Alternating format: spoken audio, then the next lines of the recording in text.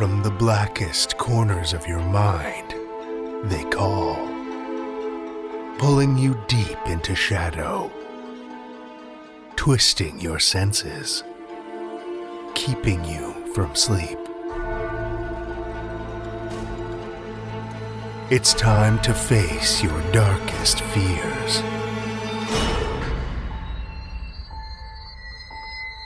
This is Tales to Terrify.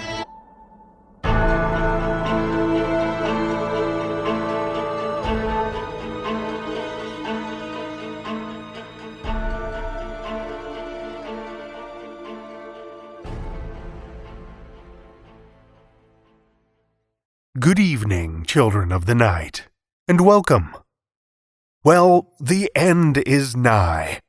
Of our submission period, that is.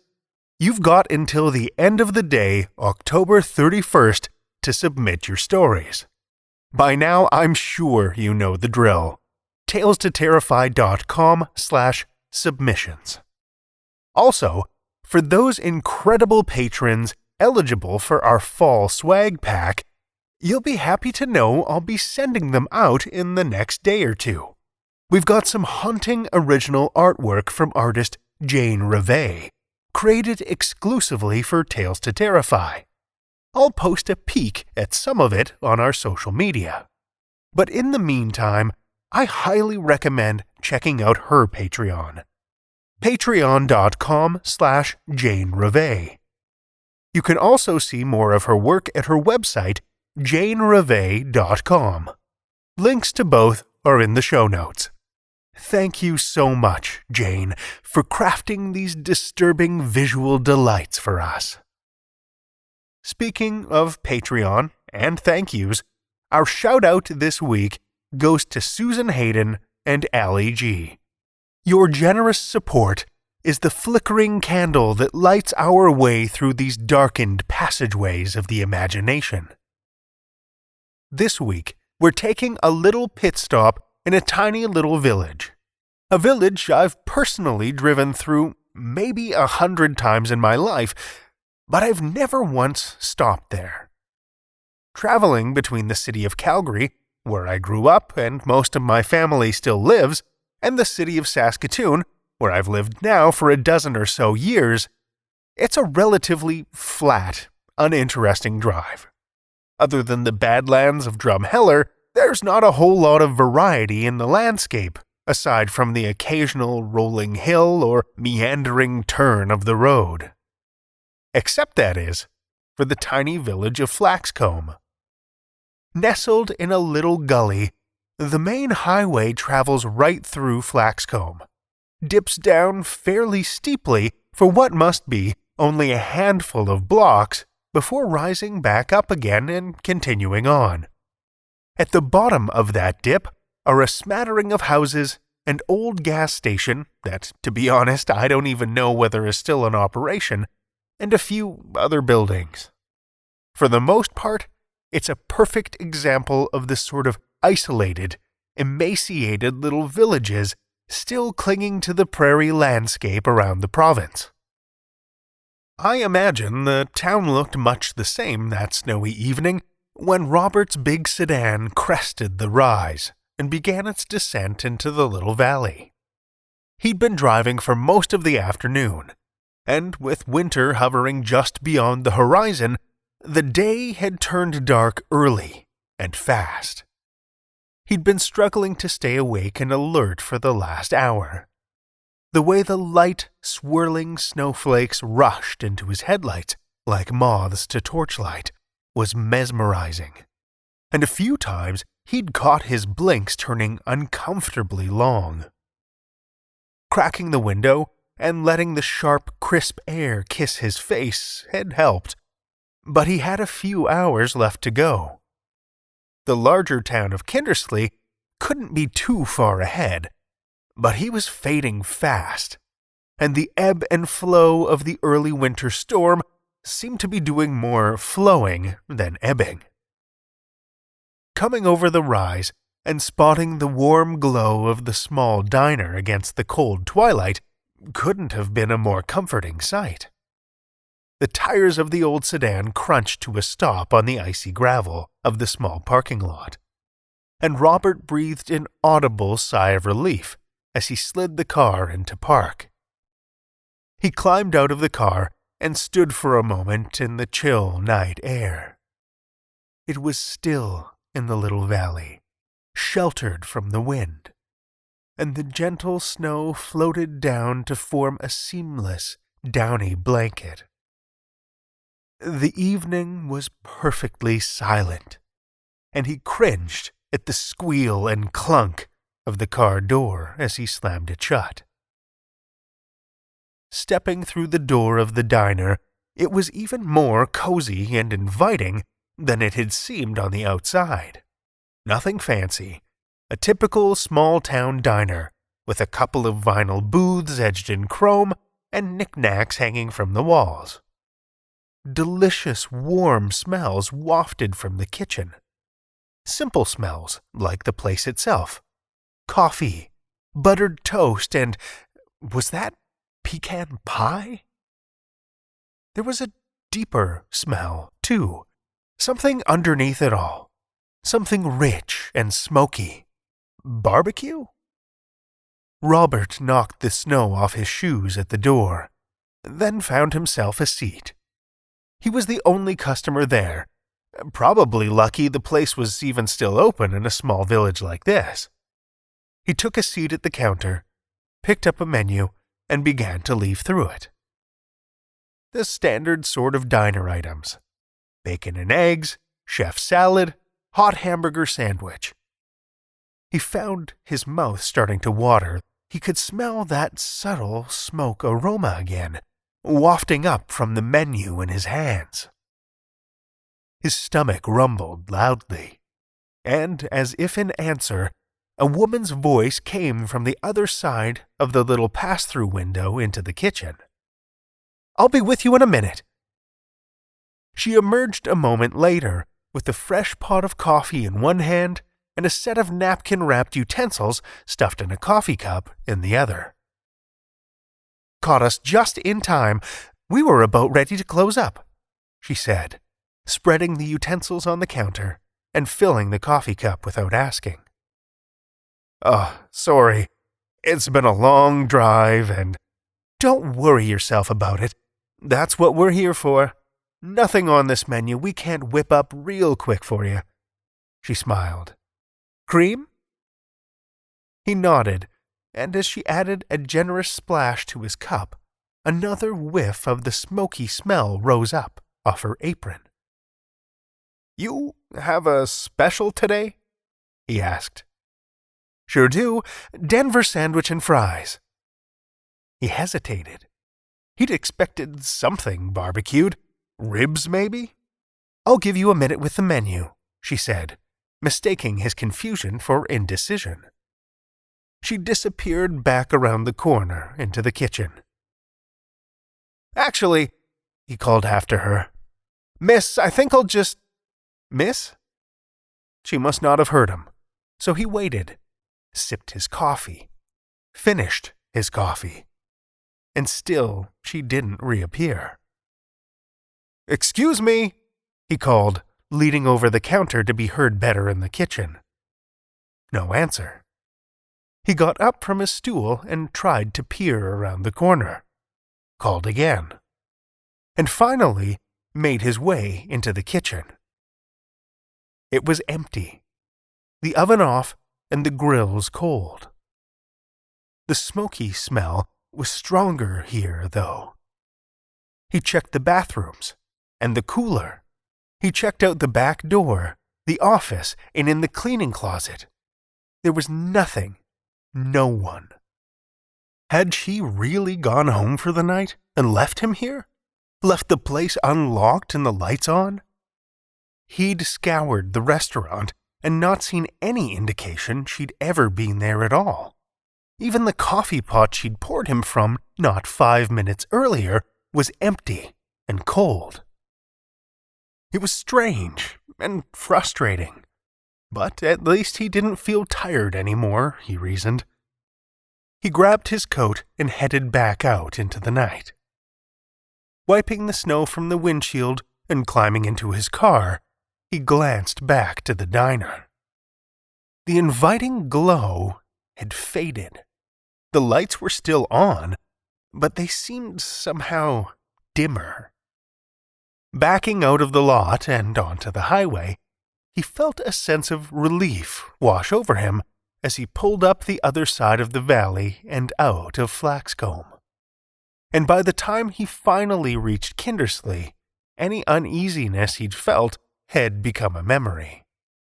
He was well and truly famished. He found himself a seat at the all-night diner attached to the truck stop. Surrounded by a scattering of rough-looking long-haulers, the place didn't feel nearly as homey as the little diner he'd left, but it did feel more normal. "Hey, do you know anything about that little diner in Flaxcombe?" he asked the waitress as she took his order, a Denver sandwich and fries. "I tried to get a bite there, but the waitress just disappeared. It was the weirdest thing." The grizzled older woman looked at him with a wry smile. "I can only imagine you'd have trouble getting service there," she said, eyebrow raised.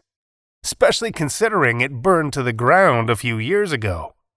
Either you fell asleep at the wheel and were dreaming, or you were somewhere else, friend.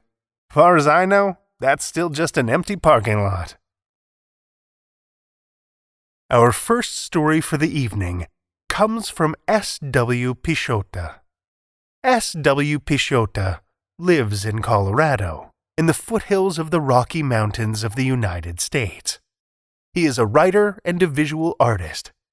He loves sitting alone in the early morning hours while sipping coffee and watching the dog sleep, sitting at the bar while looking into a pint of craft beer, and sitting in his studio creating works of fiction and visual art.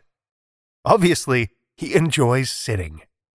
Of course, there's also hiking with his wife and walking said dog, and tennis or skiing, but yes, it all usually ends with him finding a good place to sit and dream. View his artwork and blog at silo34.com.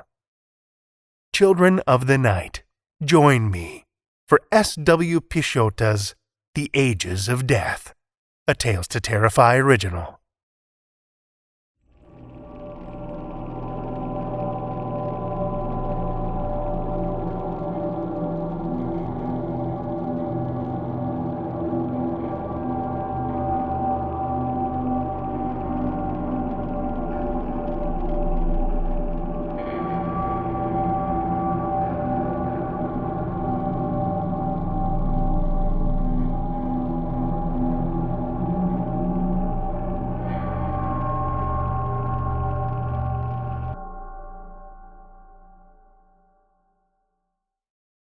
Death as an old woman.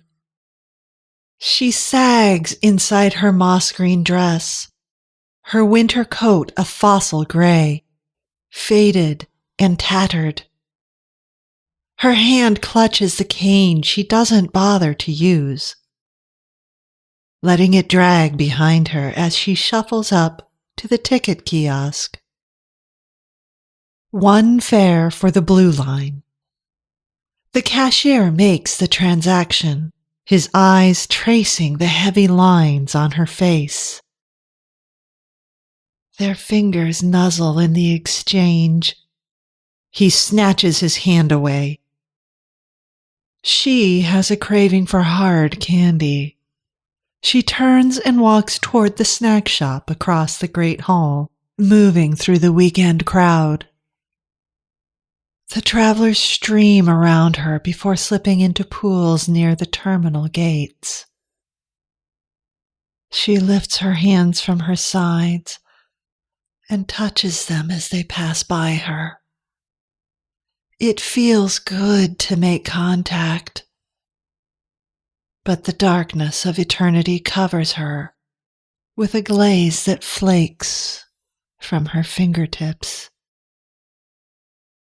Death settles like a powder onto jackets and floral print dresses. By Monday morning, hundreds of them will suffocate in their beds, lungs clogged with pus and black fluid. You tell yourself that your innate prejudice will save you from such a death. The old and infirm are repulsive and easy to avoid.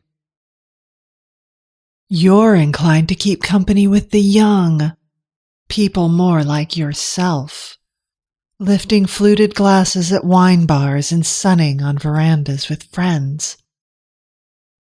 You surround yourself with the strong and the beautiful. She will not catch you so easily. Death as a beautiful woman. Dark hair and green eyes. Loose folds of fabric lay creamy over her gingerbread skin. She steps across the warehouse floor, her hips weaving to an imagined bachata. Side together, side tap. Her rhythm is mesmerizing and hints at ill-fated love affairs. Side together, side tap. When she laughs, the earth finds a new orbit around her smile, and people are pulled into her warmth. She takes her place among the 23 Dominicans sewing in the garment factory near the shipping docks. Monday through Friday, she works the machine closest to the door, sewing hems into skirts and trouser legs. On Wednesday morning, one of the women begins to bleed. By lunchtime, they all hemorrhage from whichever hole or slit proves easiest for the flow of blood. Someone has the idea to take needle and thread to close the mouth, the eyes, and each hole in turn. The last clutch of women sits holding themselves, sewn up tightly, watching death sewing and humming at her machine. Side together, side tap. She sings Cuando yo me muera, because although she is young, she is patient and has learned to wait. Death like this is harder to avoid, but it can be done. With determination and vigilance, one can cloister behind high walls. A long monastic tradition exists to protect the faithful from this septic world. For a time, prayer and candle meditations will help you forget about eating and drinking and fucking.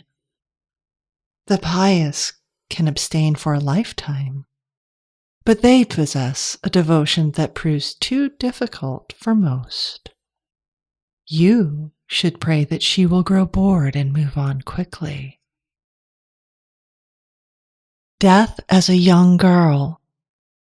Now that you're familiar with death, you might believe that you will recognize her when she comes for you. You look into the crowd of strangers watching for a cough or pale complexion. You take note when a coworker complains of sore muscles or a chill in the air. You remain wary. Keep your family close and others distant. This is a time to pull inward and take care of your own.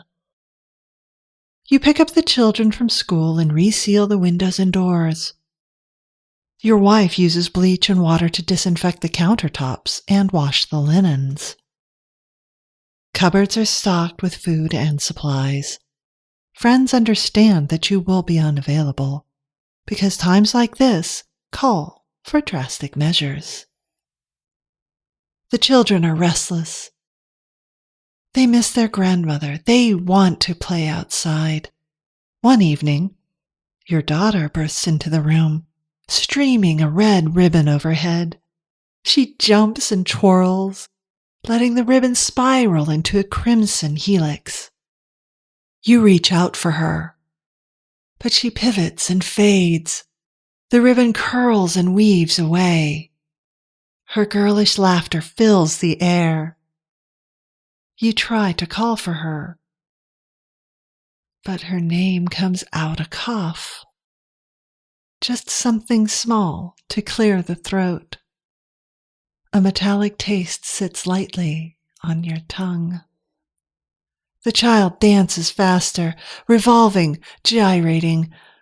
The ribbon whirls with a feverish red, and the walls twist and spin around you, and a cold breeze shudders through the room. It seems that death has found you, after all.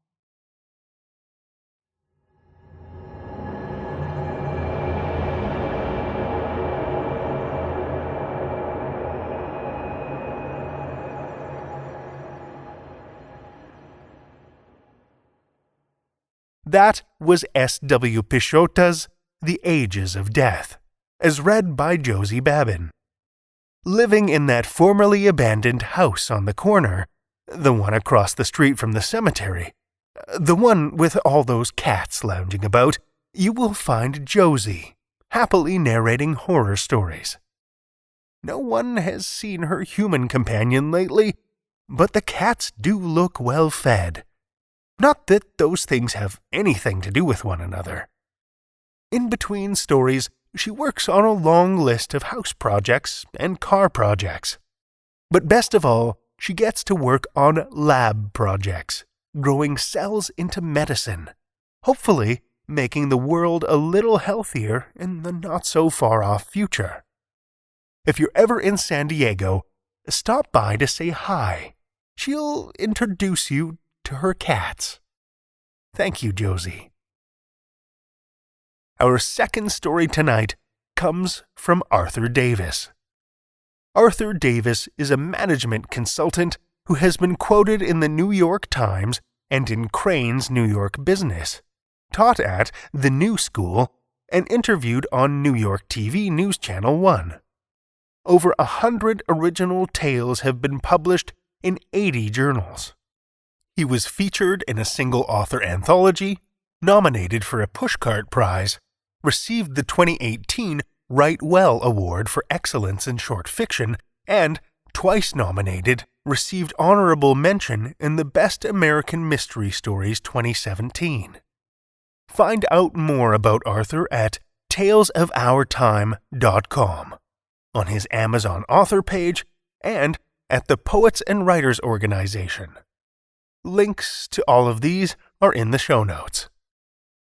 Listen with me, children of the night, to Arthur Davis's The Unwelcome Guest, first published in Dark Moon Digest, March 2013.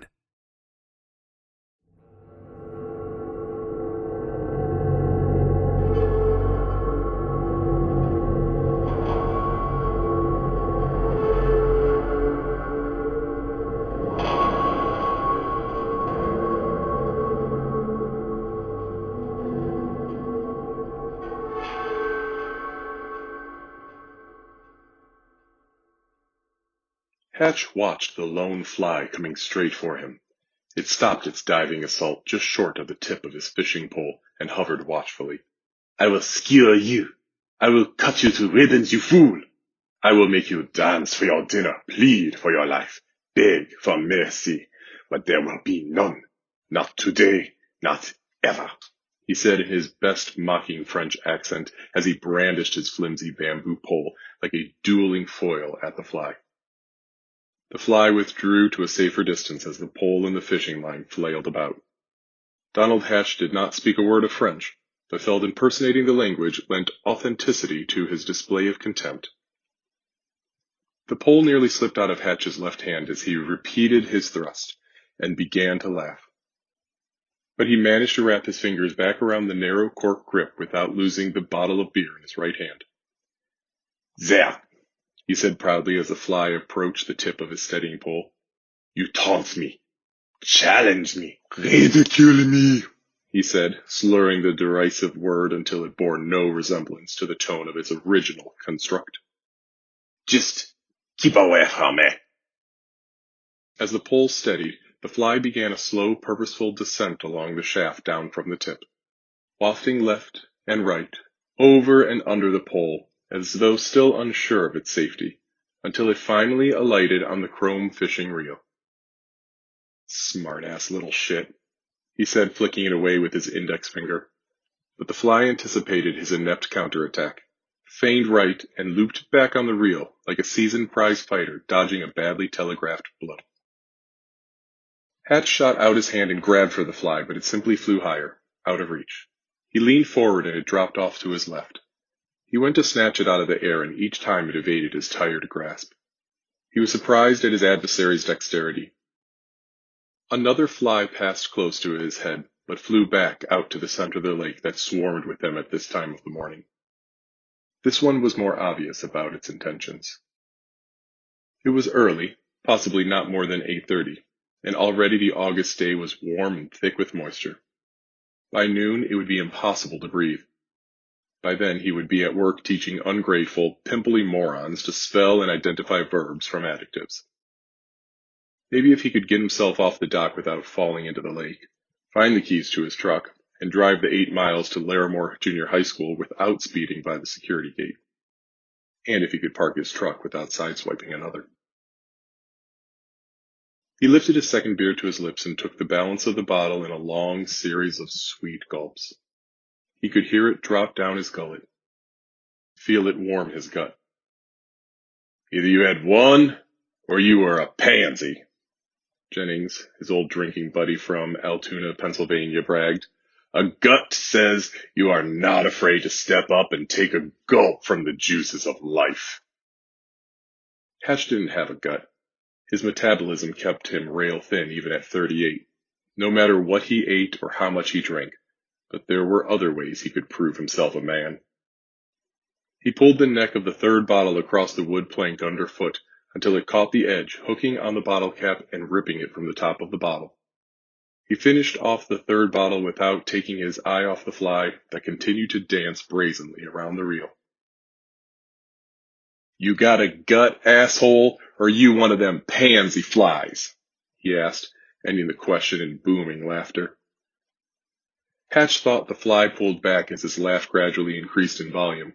He tried laughing again, falsely this time, to see if it had the same effect, but he must have been wrong. It was the beer. If he drank too early in the morning, which he often did of late, then the effect was more profound. His body parts began to function on their own, with an alarming, uncontrollable independence. The fly buzzed around his right hand, then, quite unexpectedly, as if it had designed its day with this one foolish stunt in mind, shot at Hatch's chest and slipped between the buttons in the crack of his shirt. He dropped the pole and frantically reached in and searched with his hand until most of the buttons were torn from his shirt. He jumped around on the dock as if he'd been attacked by a swarm of killer bees, then pulled his shirt from his pants and ripped off his t-shirt. Come on, he repeated as if he couldn't say it fast enough. In his haste, he had kicked the 2 bottles of his six-pack into the lake, which only reddened his frustration. He caught one in his hand before it rolled into the water and propped it up next to one of the vertical posts supporting the pier. He was sweating, out of breath. He couldn't remember what he was doing before he kicked the beer overboard. This wasn't like the incident last year with the ants over at Bridgham High School. That was, as Doc Winters puts it, a result of too many drinks over too many years. But Hatch was never positive that he wasn't really attacked by the fire ants. He scratched and scratched for days, broke into waves of cold sweat and uncontrollable shaking. Every inch of his body was covered in ulcerating welts as he fought them off. In exhaustion, he relented and accepted his temporary madness for what it was. Questionable.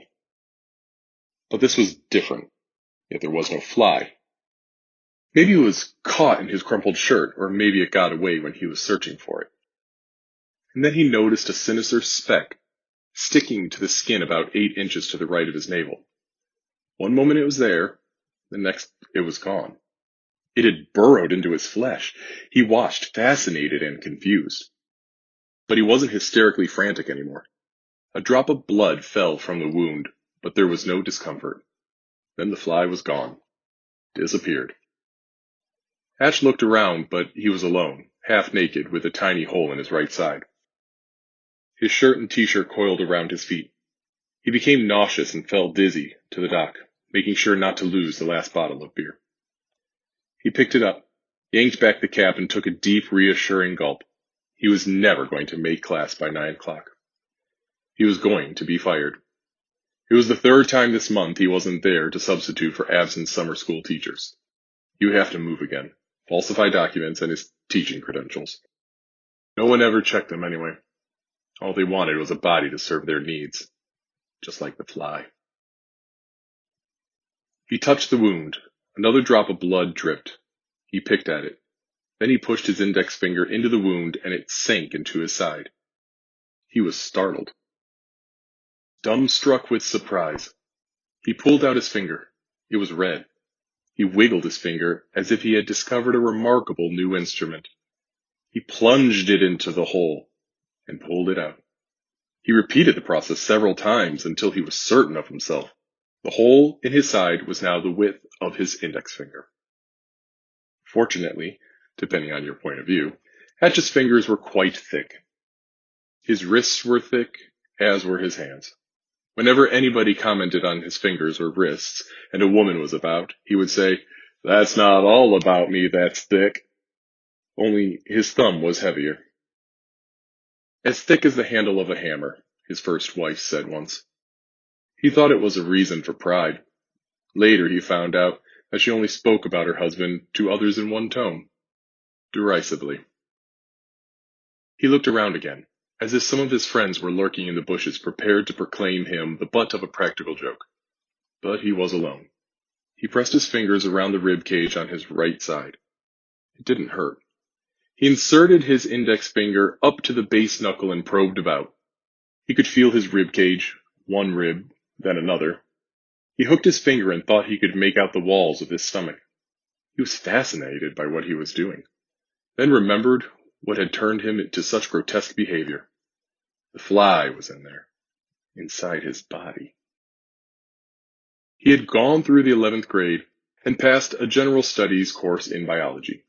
He didn't care for insects, but wasn't ignorant of their behavior. He knew that all they did was breed and what they used as a source of their sustenance. He knew what was going on inside his body. His skin crawled with the certainty that he was being taken over, used as a host. Hatch started to turn. He would race back to his car and go to town and get Doc Winters to examine him. Then what? What if Winters, who was too old to practice 5 years ago, couldn't find anything? Or what if he simply didn't believe him? He had also been to Winters 3 years ago spouting stories about having seen UFOs on Carter's Ridge. But that was because he was crazy drunk. This was different. He held onto the vertical support, dipped his hand into the lake, and washed the smeared blood from his side. He felt better when the wound was cleaned. When he realized he had a bottle of beer left, he fell to his knees and finished it off. He jammed his finger into the mouth of the bottle and flipped it up into the air. Before it splashed into the lake, he pushed his finger into the side as deep as it would go. But there was no fly. No small unwanted object curled up in a recessed corner of his innards. There was nothing except his frustration and the beat of his heart. His finger was poised at the top of his stomach. He thought he could feel something tear between the lungs and stomach, but since he felt no pain, he couldn't be positive he injured himself. He wanted to avoid that, if possible. That's what was so unusual about all this. Hatch felt nothing.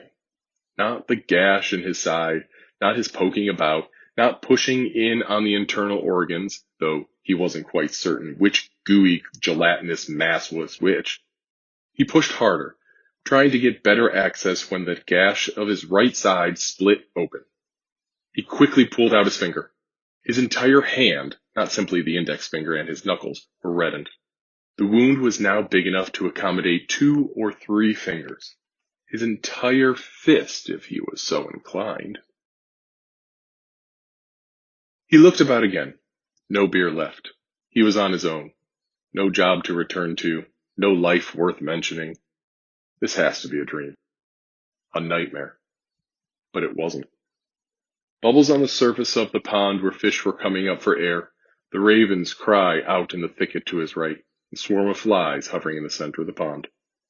He knew about the swarms of midge flies that billowed up with each full moon on Lake Victoria in Africa. He knew how their brown mass consumed miles of sky and dominated life for hundreds of miles in each direction. He knew how they terrorized all who stood in their way. What if they attacked? No time for that now, only the urgency at hand. He leaned to his right so his head dropped as close to his ribcage as possible and pulled back a flap of skin. Instead of stretching, it came away, opening up a large hole, as if he had pulled back a sheet of wallpaper exposing the wall beneath. Instead of plasterboard, there were ribs and muscle and fiber and movement. Like he had peeked into the big tent of the world's most unusual circus. He pulled a little more, and the flap widened, revealing the pulsating base of his heart. He was staring at his essence. He was watching his heart pump him alive. Hatch was watching his own goddamn heart. This is amazing. Fucking unbelievable amazing, he said. The right side of his body from hip to shoes was covered in small red droplets. But neither the loss of blood nor the gaping wound through which he could easily pass a softball had any effect on his stability or coherence.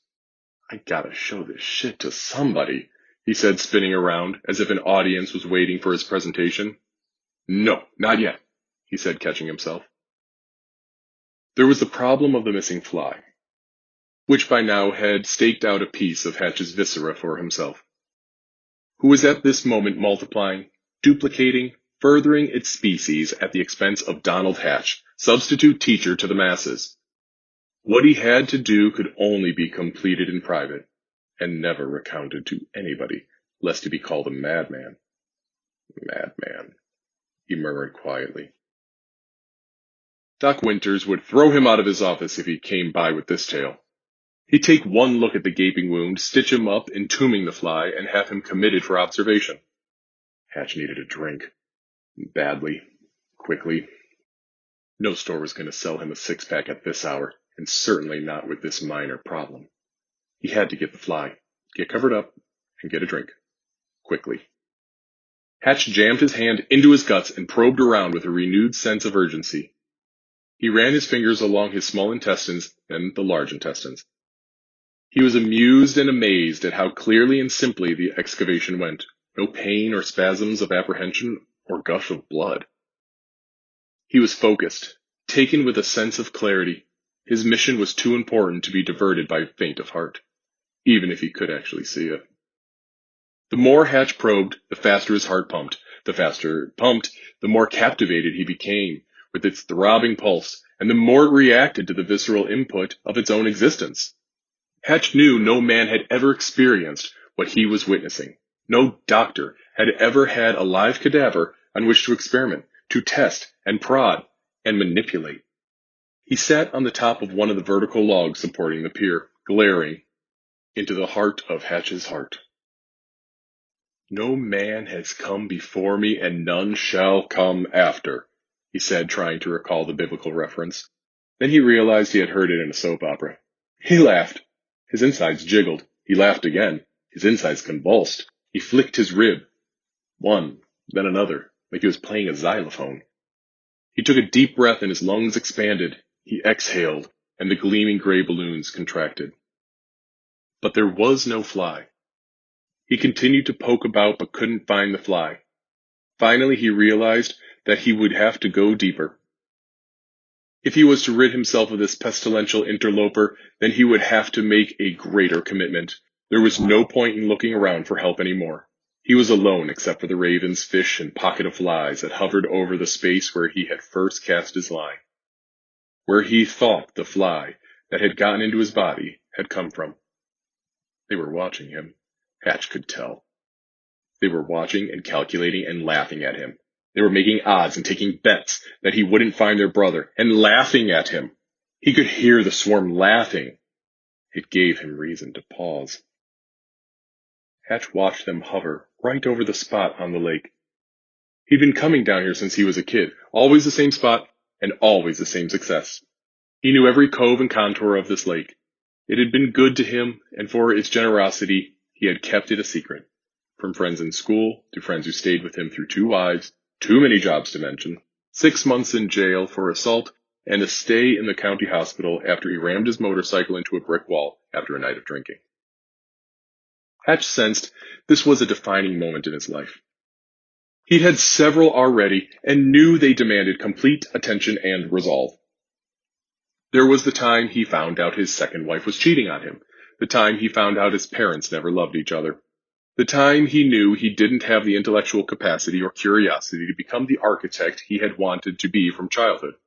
And soon after that, the times he realized he didn't care if he got fired, or about the value of what others thought of him. This was such a moment. This was a clever, insidious adversary who had sacrificed itself and was prepared to take Hatch with him. Hatch examined his wound. It was no longer a point of curiosity or amazement. It was Hatch, one part of the man that he never thought he would be privy to. There was no one to help him through this but himself. There was a rumble in his center, coming from his stomach. He stopped moving so he could listen. It was churning up from his stomach. A loud belch rumbled up from his belly until it came out in one sickening cacophony that brought a grimace of relief to his face. "Sounds good to me," he said, first noticing the swarm of flies that drifted from their spot in the center of the lake. The faint gray cloud was now smaller, darker, more concentrated. They had tightened their formation. Hatch wanted a drink. He needed one badly. Now. Not in a while, or later, or at some distant date he might never reach. Those fire ants were real. Doc Winters was an incompetent fool. He should never have trusted him. The two blue UFOs and the smaller red one were real too.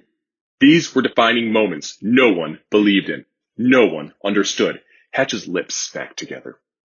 He recognized the habit. Right before he began to shake, he began to get a tightening feeling around his lips. On a woman, it might be described as a pucker. On this man, it was a warning. At first he thought the formation was becoming still denser. Then Hatch realized it was moving in his direction. It was getting smaller, more focused, closer. He moved back a few steps, almost stumbling over his fishing pole, the lightning rod for his current predicament. He imagined flies converging from every part of the lake into this cloud that grew still darker and larger all at once. "What do you want?" he yelled out, the index finger of his left hand dripping red, pointing accusingly in their direction. He pulled up his pants that had drooped so low they were making it impossible for him to move about. He was halfway back toward shore. He could run for cover, but only his car assured him of complete safety. That was up on the crest of the hill overlooking the lake. If he was going to make a run for it, he had better do it now. Then he realized what was happening. It was a diversion. How clever. How diabolically cunning they were. There was a plan here. They were distracting him so that he could not attend to what was eating away at his insides. "Not this time, you bastards," Hatch said, spinning around and running back up the pier. He could see his car, maybe 30 yards, but it was all uphill. He glanced over his shoulder. He had to get enough momentum while he was on the flat pier to carry him up the hill. So much to think about, to devise, and follow through without a drink. Without a drink, even the slightest nuance of life was a giant hill he had to climb with no legs, he'd once told the counselor. The social worker nodded unsympathetically and gave him another appointment for the following week. Hatch tore up the slip of paper and never returned to the state clinic. He was running. Hard. He didn't want to look down to see what was happening to his insides. He imagined that if he ran too long, they would spill out of the opening. It was almost to the shoreline at the end of the pier.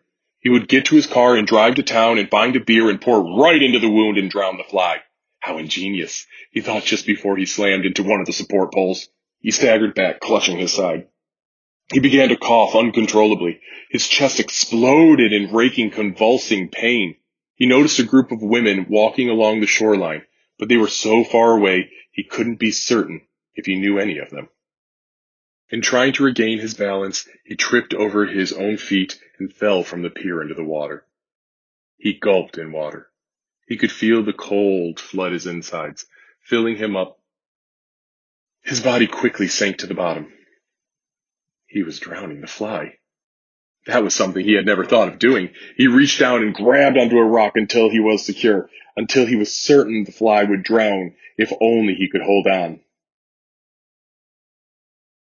Donald Hatch, of 21 Suffern Street, was pulled from the bottom of the lake not 10 minutes after the 3 women notified the police, but it was too late.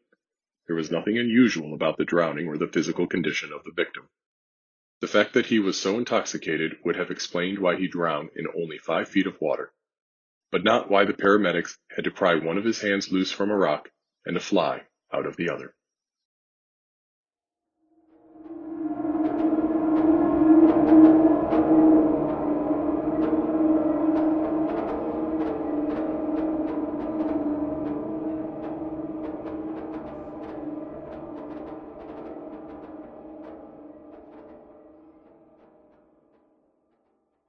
That was Arthur Davis's The Unwelcome Guest, as read by Jake Wachholz. Jake Wachholz has finally found his career path in education and completed his first year of teaching this past year, where he taught special education math. His hobby is hobbies, and now that includes reading horror stories for Tales to Terrify. He lives in Ohio with his wife, daughter, and dog-ter. Thank you, Jake.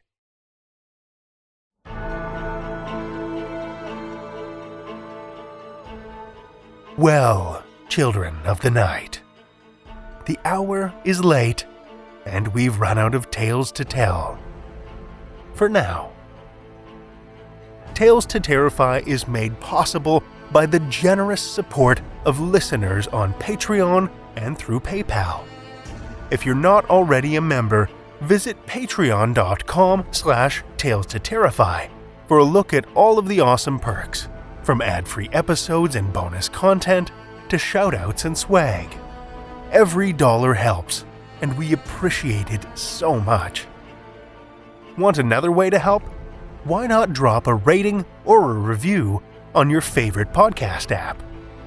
Ratings and reviews are an easy way that you can help us spread the darkness. Tales to Terrify is produced by Seth Williams, Pete Morcellino, Meredith Morgenstern, and myself, Drew Sebastini, with editorial assistance from Brian Rollins and Summer Brooks, and original theme by Nebulous Entertainment. Tales to Terrify is distributed under a Creative Commons Attribution, Non-Commercial, No Derivatives license. Join us again next week as we scare up fresh frights with more Tales to Terrify.